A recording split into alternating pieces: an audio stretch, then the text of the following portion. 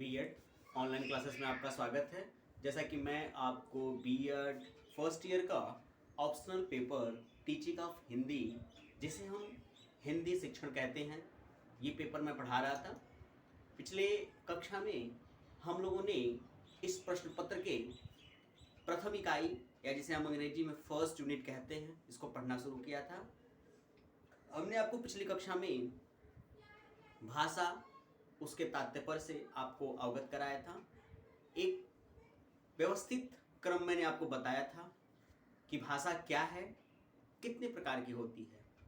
आज की कक्षा में हम लोग उसी प्रथम इकाई के दूसरे बिंदु को पढ़ेंगे। प्रथम इकाई का जो दूसरा बिंदु हमारा है वह है भाषा की प्रकृति एवं महत्व। ध्यान दीजिएगा, वो हमारा है भाषा की प्रकृति एवं महत्व। भाषा भाषा भाषा की प्रकृति एवं महत्व। भाषा की प्रकृति एवं महत्व। देखिए, भाषा की प्रकृति एवं महत्व की हम बात करें, इससे पहले कुछ महत्वपूर्ण चीजें मैं आपको बताना चाहता हूं। हालांकि इसकी चर्चा पिछले कक्षा में भी हुई थी। देखिए, भाषा, जिसको अंग्रेजी में हम लैंग्वेज कहते हैं, भाषा मौखिक उच्चारित वह संवेदना, वह भाव, वह अभिव्यक्ति है जिसके माध्यम से हम अपनी भावनाओं, अपने विचारों को दूसरे के समक्ष प्रस्तुत करते हैं। इसके बारे में थोड़ी चर्चा मैंने पिछली कक्षा में की थी, आपको बताया भी था कि वास्तविक तौर पे देखा जाए तो भाषा के विकास क्रम का जो इतिहास है वो बहुत लंबा है, बहुत पुराना है।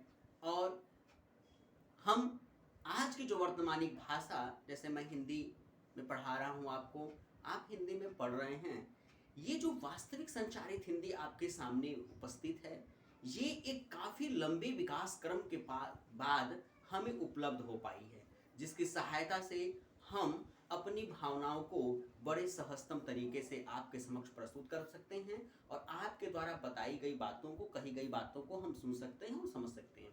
तो एक बहुत लंबा भाषा के विकास का क्रम रहा है, ध्यान दीजिएगा। और यदि हम भाषा के प्रकृति की बात करें, ध्यान दीजिएगा, इसमें दो महत्वपूर्ण चीजें हैं। एक तो है भाषा की प्रकृति और दूसरा है भाषा का महत्व।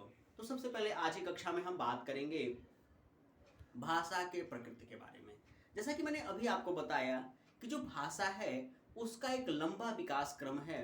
उस लंबे विकास क्रम के बाद आज मनुष्य ने अपनी जो भी भाषा है, चाहे हिंदी भाषा, अंग्रेजी भाषा, उर्दू भाषा, संस्कृत भाषा, फारसी भाषा, तमाम ऐसी जो संसार में बोली जाने वाली भाषाएं हैं, वो आज भी विकास के क्रम में हैं और कहीं ना कहीं एक विकसित अवस्था में वो समाज में उपस्थित हैं, जिनकी सहायता से हम अपनी भावनाओं को एक दूसरे के समक्ष प्रस्तुत करते हैं।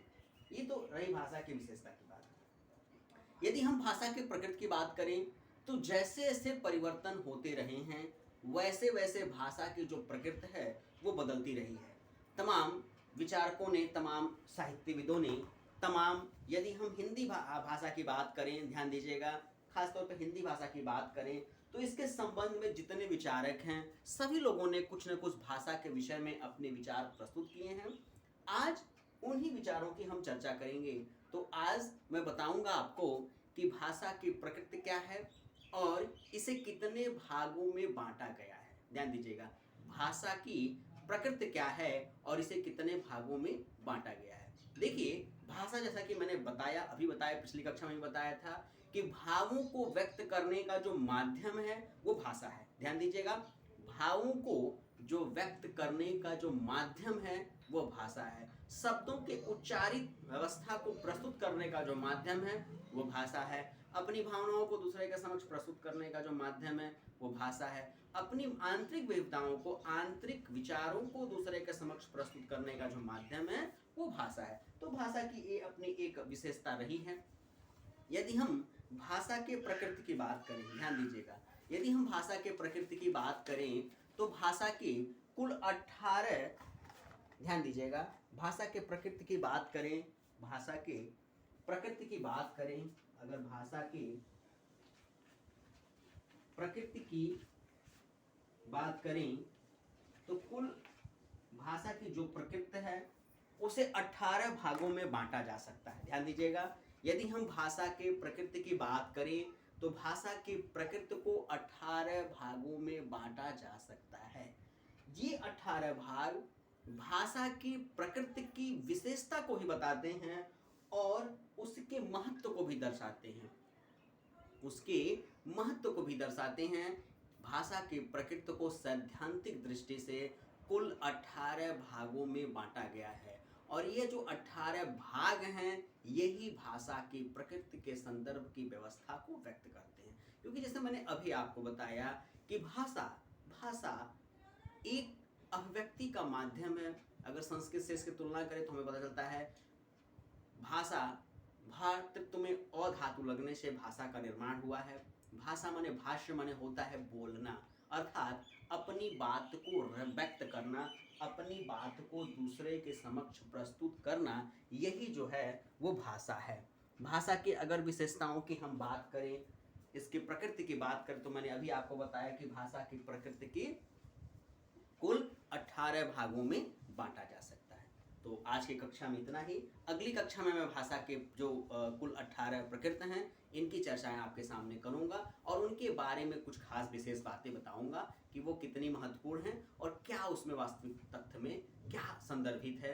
वो जो प्रकृति को या भाषा की प्रकृति को हम 18 भागों में बांटते हैं उसमें क्या विशेषता है।